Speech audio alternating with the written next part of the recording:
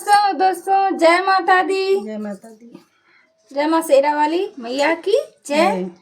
दोस्तों आज हम बहुत ही प्यारा देवी गीत सुनाने जा रहे हैं। सुनिएगा, कमेंट में बताइएगा कैसा लगा, लाइक और सब्सक्राइब कर दीजिए। अपना प्यार दुलार हम पे भी बनाए।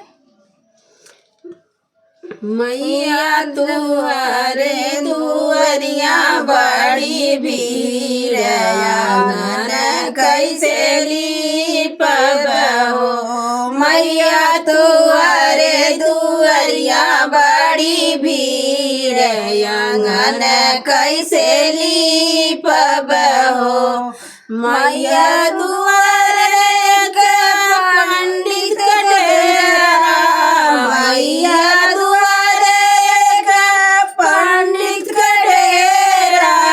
पंडित पोथिया बिचार बड़ी भोर, आंगन कैसे लीपब हो।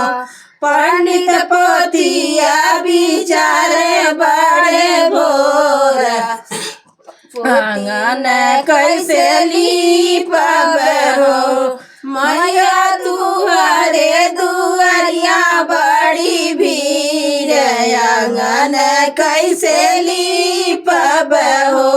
मैया तुहरे दुअरिया बड़ी भीड़, आंगन कैसे लीपब हो।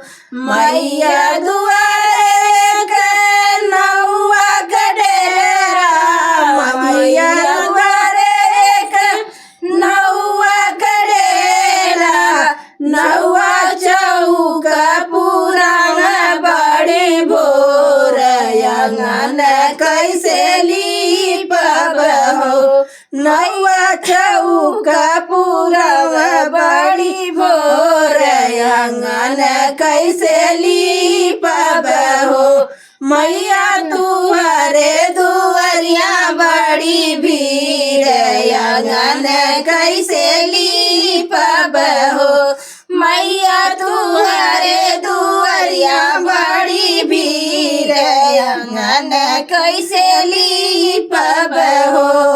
मैया दुआरे के गौहा कडेरा, मैया दुआरे के गौहा कडेरा, गौहा बजन बजाव बड़ी भोर, आंगन कैसे लीपब हो। गौहा बजन बजाव बड़ी भोर, आंगन कैसे लीपब हो। मैया तुहरे दुअरिया बड़ी भीड़, आंगन कैसे लीपब हो।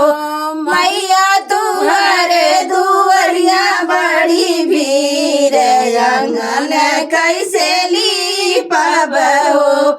मैया दुआरे के मालिया गडेरा, मैया दुआरे के मालिक डेरा, मैया गजरा ले आवे बड़ी भोर, आंगन कैसे लीपब हो। मैया गजरा ले आवे बड़ी भोर, आंगन कैसे लीपब हो। मैया तुहरे दुअरिया बड़ी भीड़, आंगन कैसे लीपब हो। मैया तुहरे दुअरिया बड़ी भीड़, आंगन कैसे लीपब हो। मैया दुआरे के कहरा कडेरा, मैया दुआरे के कहरा कडेरा, कहरा कलशले आवे बड़ी भोर, आंगन कैसे लीपब हो। कहरा कलशले आवे बड़ी भोर, आंगन कैसे लीपब हो।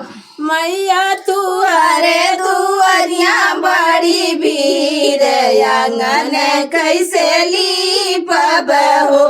मैया तुहरे दुअरिया बड़ी भीड़, आंगन कैसे ली माता रानी की जय, शेरा वाली मैया की जय, सभी माताओं की जय।